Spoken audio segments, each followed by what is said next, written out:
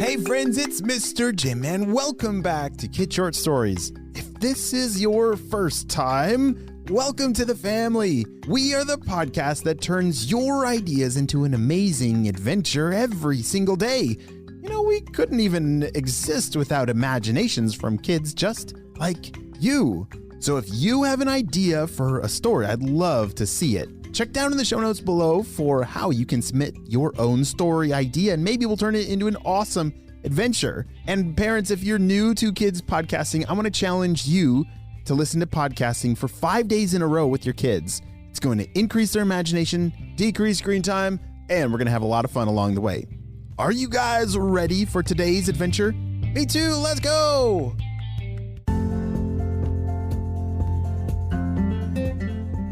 A stomp, stomp, stomp quaked through town one morning, followed by a crash. Oh, there goes Patty again, one of the townsfolk sighed. They held onto their shelves of picture frames and flower vases to keep them from tumbling to the ground. You see, Patty the Apotosaurus had just woken up, and everyone in town knew it.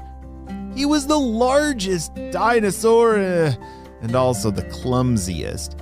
Everywhere Patty went, he stumbled or tripped, crashed, or squashed. What a beautiful morning, exclaimed Patty as he stared up at the blue sky. The only things above him were the birds and the airplanes. He waved to some as he walked. Hello, birds. Hi there, airplane. His head was so high in the sky, he paid no attention to what his feet were doing. Push! Water exploded all over the street from the fire hydrant Patty had just stepped on. Oops, Patty said. He tried to find something to stop the water from spraying all over. Here we go, Patty said as he uprooted a ginormous tree. That should work.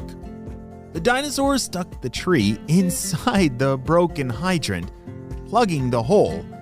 When no water escaped for a moment, Patty smiled in relief and continued walking. He didn't notice when the water pressure grew so strong that the tree was launched into the air, water exploding out once more, and the tree sailing through the sky until it landed upside down in the middle of the town's movie theater.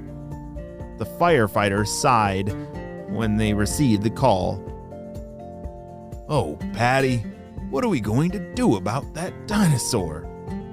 Patty was so hungry, so he headed to the farmer's market, since he was too big to fit inside of a grocery store. You see, last time he had tried. His head, though, got stuck in the automatic doors for a whole day. Ugh, not a fun time. So now he's stuck to the markets without doors or roofs. Oh no, here comes Patty, mumbled Farmer Frank at the flower stand. He packed up his favorite flowers and braced himself for the dinosaur's arrival. All down the road, the other shops did the same. Last week, Sally's soap stand was stomped on, causing the dino's feet to slip and slide. Soap can be pretty slippery in between your toes. And Patty smashed into the other stands like bowling pins. Patty spotted Letty's lettuce stand. Yum! I love lettuce! I'll take every leaf! Letty smiled and packaged it all up for him. Everything was going well. Surprisingly well. Oh dear. Until Patty turned around. Whoosh! His tail swiped the row of stands behind him. Oops! Patty cried as apples flew across the market, rolling everywhere. Patty tried to get out of the way and chase after them, but all his running around just stomped them into applesauce, leaving the market a sticky mess. "Go home, Patty! We will clean it up!" the people shouted. Patty gathered his lettuce and left, heading back to his home. "That dinosaur, he is nothing but trouble." "Yo, what are we gonna do about him?" The townspeople were exhausted from their clumsy dinosaur. They continued to grumble and groan as they cleaned up his mess until they heard the town fire alarm. They looked up and saw the firefighters racing towards them. The fire truck pulled up to the market, and firefighter Franny jumped out. "Has anyone seen Patty? We need his help." The townspeople told them what had happened and how they just sent Patty home. Then Franny jumped back into the fire truck, racing after Patty. The dinosaur was moping down the road, very sad. When he heard the sirens behind him, he saw a firefighter waving to him as they approached. "Franny? Hi, Franny the fireman. What's wrong? Oh dear, have I stepped on another fire hydrant?" Patty looked around at the ground. No, Patty. We need your help.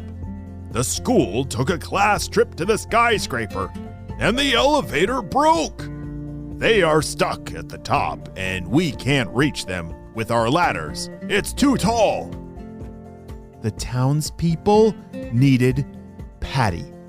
They had never needed him before. There was no time to waste. "Let's go! Patty shouted.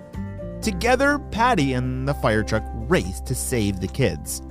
The kids were worried and waiting for help when Patty's head, bonk, appeared in the window of the skyscraper. His nose kind of bumped into the window. "Yay! It's Patty!" The kids all cheered for the dinosaur when they saw him. With the firefighters' help, the students climbed onto Patty's head and slid all the way down his long neck, to his back, down his tail, and safely to the ground. By the time the last student had reached the ground, the whole town had gathered to watch this crazy event. They were so grateful for Patty's help that they even threw him a giant party. Everyone thanked Patty, and together everyone decided to help make the town a little bit more dinosaur friendly. After all, their town wouldn't be the same without their dinosaur and new hero, Patty the Apotosaurus. The end.